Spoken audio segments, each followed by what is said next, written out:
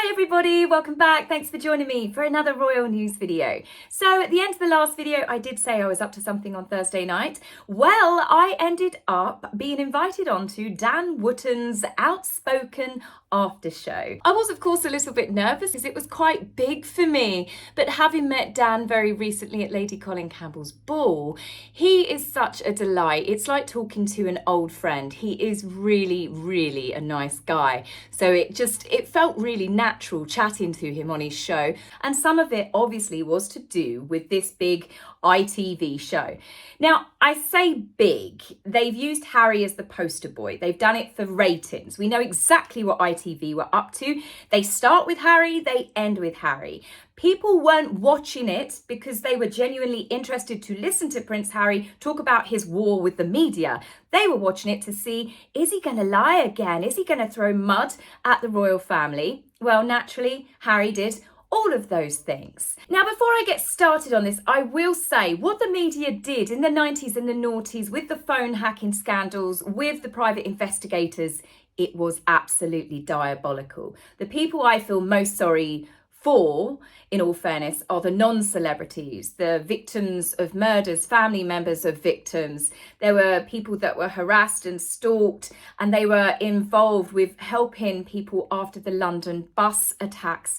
There are awful things that happened. But Dan made a very good point on one of his shows where he said, Harry is fighting yesterday's war.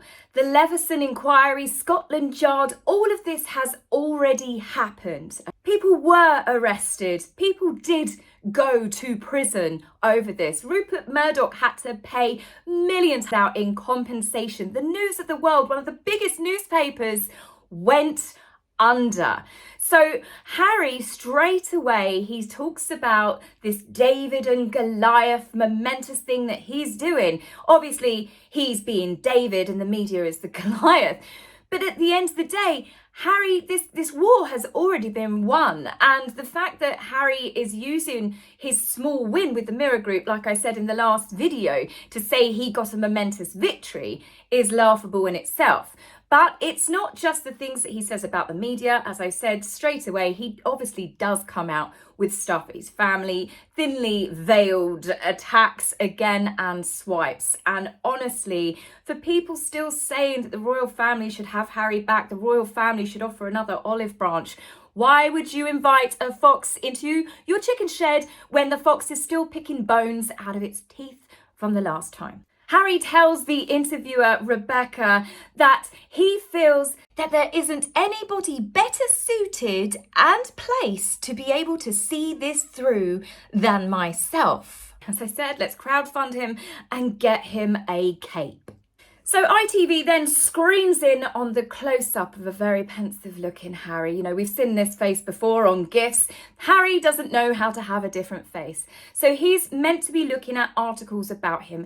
And she says to him, well, Harry, what is it that you see on screen? The first article is to do with Harry taking drugs as a teenager and smoking and drinking down the pub. I'm sorry, you're Prince Charles and Diana's second son. Of course, the media is going to report on you getting into trouble, getting into fights with photographers, drinking and taking drugs. The media wasn't lying about Harry doing it, and they actually reported when Charles sent Harry off to rehab.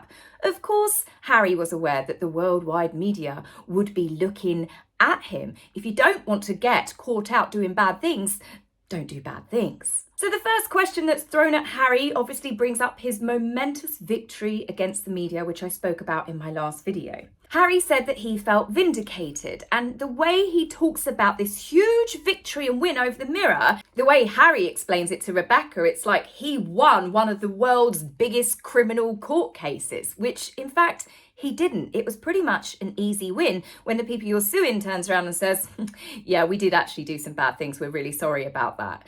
Why don't you take a payout and then we can all move on? Then Harry goes on to how the paparazzi used to be, and they show footage. And I agree with this here. They were horrific in the 90s. They really were. He had people trying to pile in the car. He got hit in the head with cameras. We saw them do this to William, to Catherine, to lots of celebrities. They used to be incredibly disgusting. But obviously, after the Leveson inquiry, there was a massive shake-up across the media, how they handled things, the way paparazzi do as well. I'm not saying that they are all saints. We've still seen deplorable behaviour from certain members of the press.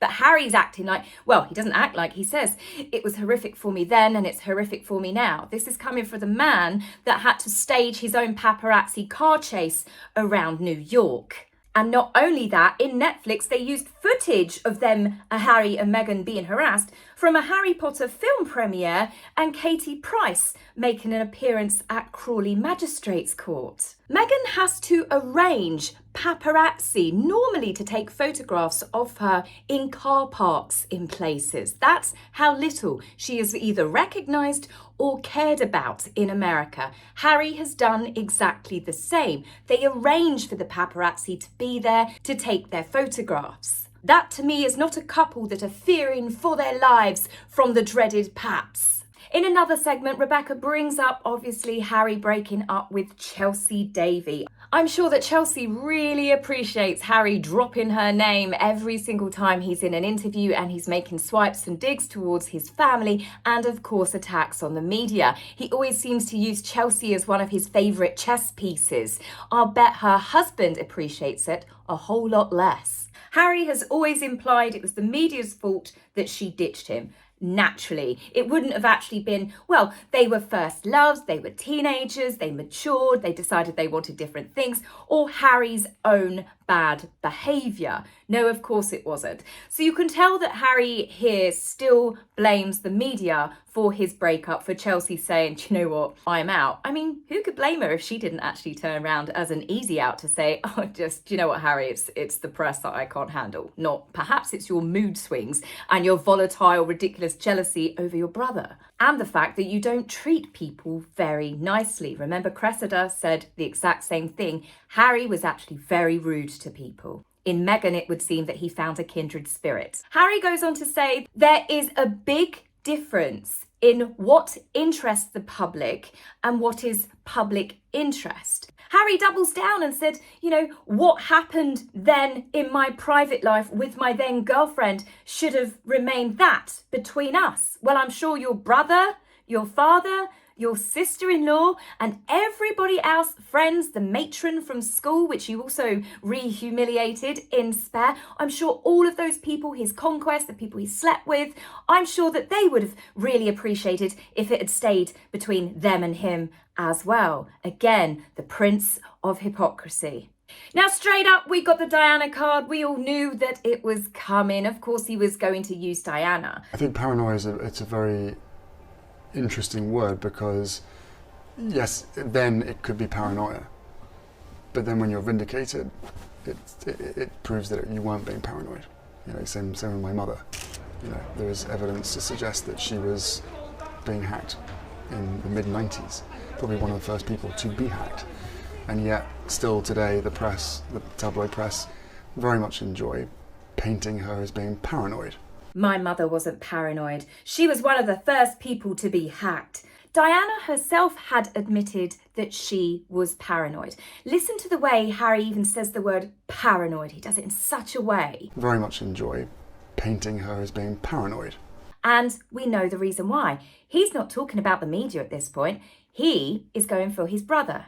That BBC employees lied and used fake documents to obtain the interview with my mother, made lurid and false claims about the royal family, which played on her fears and fueled paranoia.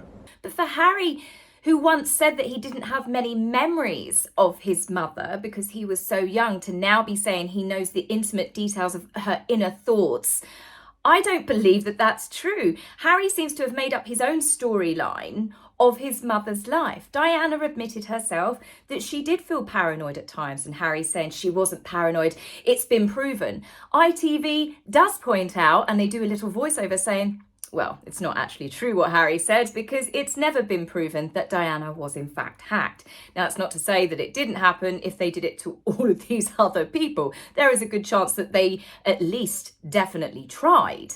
Now, Rebecca finally asks a serious question, and she says, Harry, is this to do with Payback? Now, of course, naturally, Harry denies the fact that it's got anything to do with Payback. And his answer was that the risks he's taken on doing battle with the media, especially with what he and his wife and his family have been through in the last few years.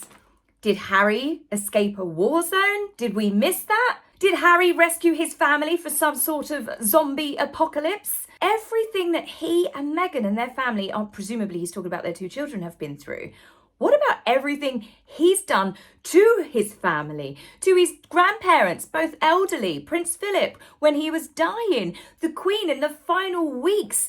Meghan was still threatening in her cut interview to disclose more information. They were still levelling attacks. And then when you think about, well, what have Harry and Meghan actually experienced themselves over the last few years? Well, they've made millions off of selling their family down the river. They've donated other people's money to collect awards for themselves. We've had Finding Freedom, James Corden, Dax Shepard, The Me You Can't See. We had a BBC documentary where Omid Scobie and Jenny Afia, Meghan's lawyer, spoke on their behalf. We've had the Oprah tell-all. We've had the Cut interview, Variety interview, People magazine interview, the Telegraph interview, Netflix 6-part Wine-a-thon documentary, 60 Minutes, Tom Bradby, Stephen Colbert, Michael Strawn, The Today Show with Hoda, Good Morning America. It has been relentless. And that's not counting the number of their friends that have come forward, done their own interviews, and given exclusives to newspapers and to magazines. Let's go on to the next bit where Harry discusses the reasons why he's never bringing Meghan back to this country. All it takes is one lone actor, one person who reads this stuff to act on what they have read. And whether it's a knife or acid, whatever it is, and these are things that are a genuine concern for me. It's one of the reasons why I won't bring my wife back to this country. I'm sorry, Harry thinks that a lone actor or a lone wolf is going to throw acid at Meghan or do a knife attack on Meghan because of the stories that have been written about her. Hang on a minute. What about everything you've said about your own family? The stories that have been written about Meghan have been to do with her bad behaviour and her treatment of others. The severity of the accusations that they've levelled at the royal family take a whole different, darker twist. Physical violence, cruelty, practically keeping Meghan prisoner. They took her passport, they took her keys. She wasn't allowed to see family or friends. Racism directed at Meghan and her unborn child. Archie wasn't going to have security or titles because he was going to be a biracial baby. Mental abuse that they both suffered, never being hugged as a child. A smear campaign was put out to destroy Meghan. She was fed to the wolves.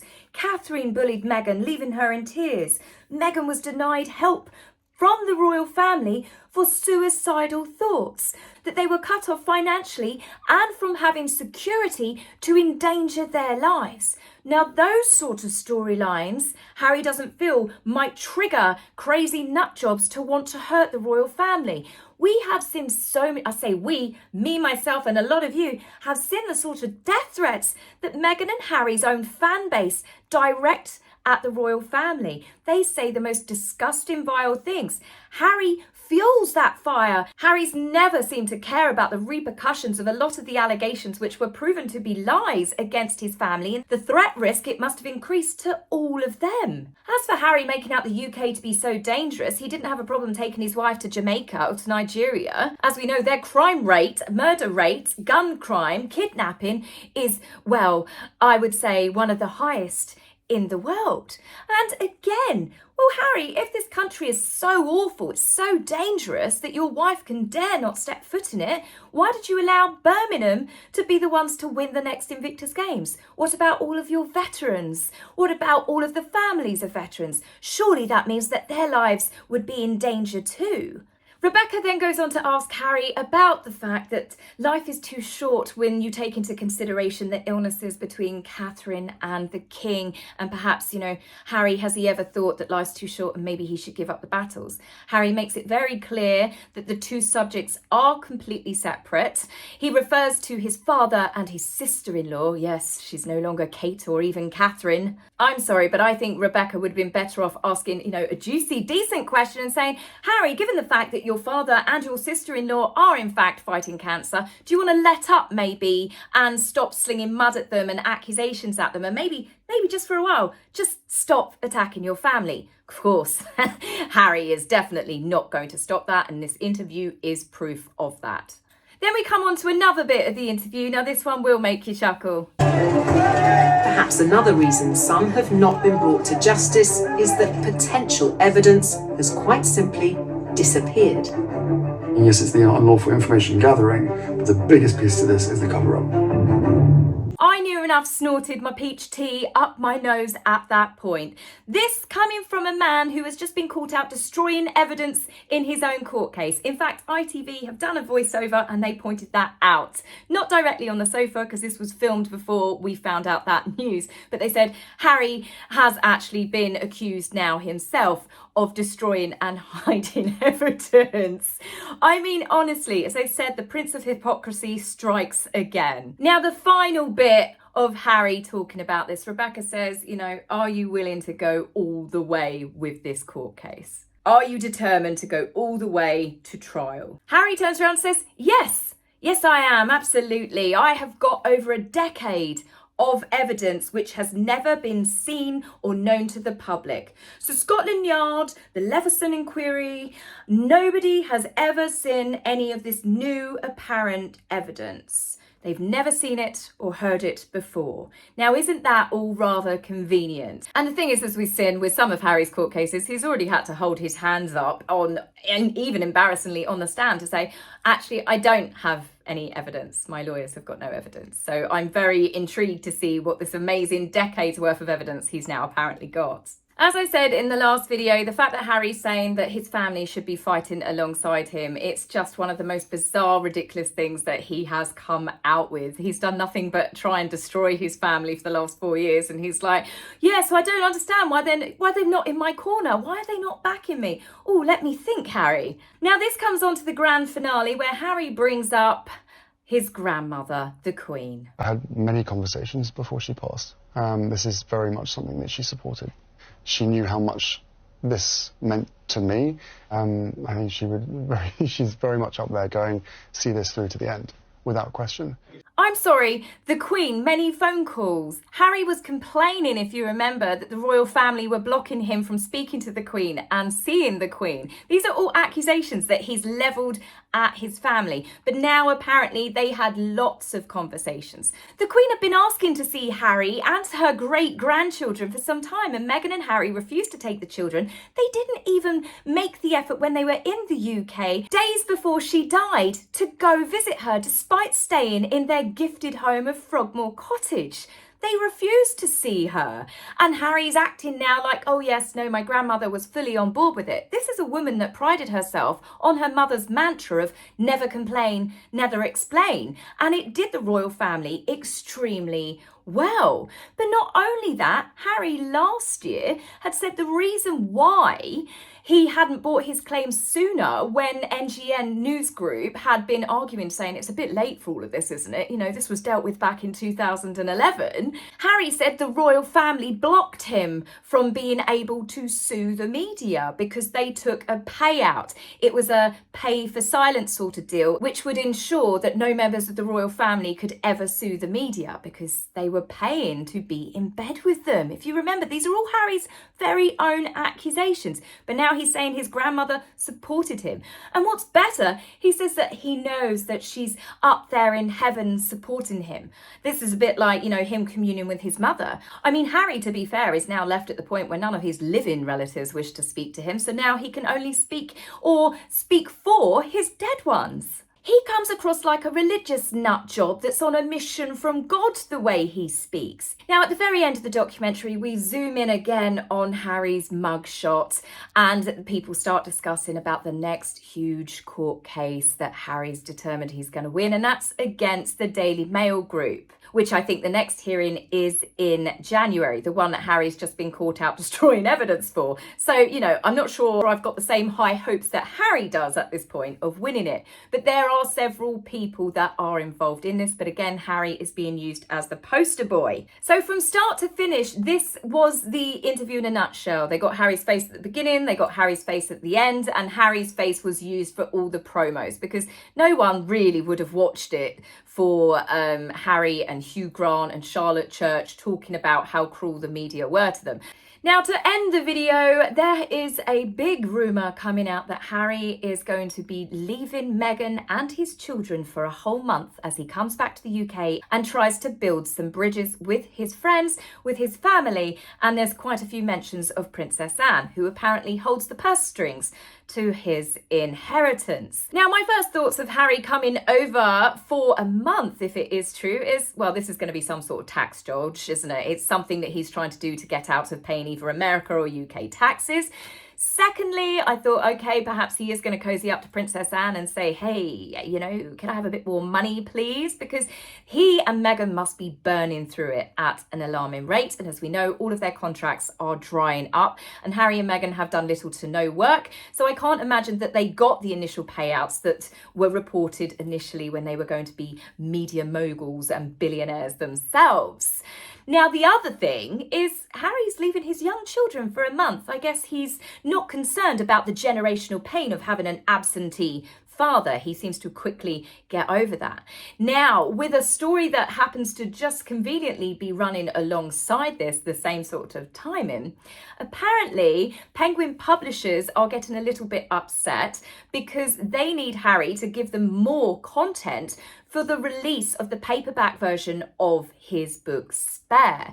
Because normally when a paperback's released, there's normally a few extra chapters in there. Well, Harry's got nothing because his family have completely cut him off and pulled up the drawbridge. So he's kind of stuck. We know he's got no regrets over Spare. So I can imagine he's also being pushed to try and get more content for Spare 2.0. So I am absolutely certain that his family are well aware of this and they will be keeping him at arm's length. Me personally, I wouldn't even have him inside palace walls. The fact is that this latest documentary has proved that he cannot be trusted because he is still blaming others. He's taken no accountability for any of his actions. He's trying to gaslight the public, rewriting his history for the last few years of him attacking his family didn't happen, and he's still trying to play victim whilst making digs at his family. My family should be fighting alongside me for the greater good, but they're not. Oh, boo-hoo.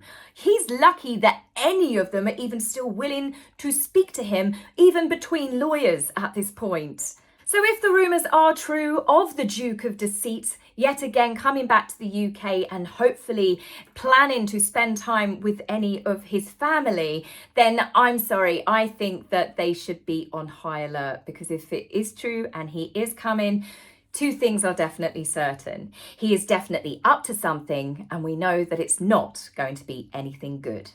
So guys, that's it for me on this video. I will be back with you very soon, where I will finally get round to talking about the award show that Harry and Meghan have been invited to, that Meghan's kicking up a stink about already. But hey, what's new? So guys, I hope you enjoyed the video and I will see you soon. Take care for now. Bye.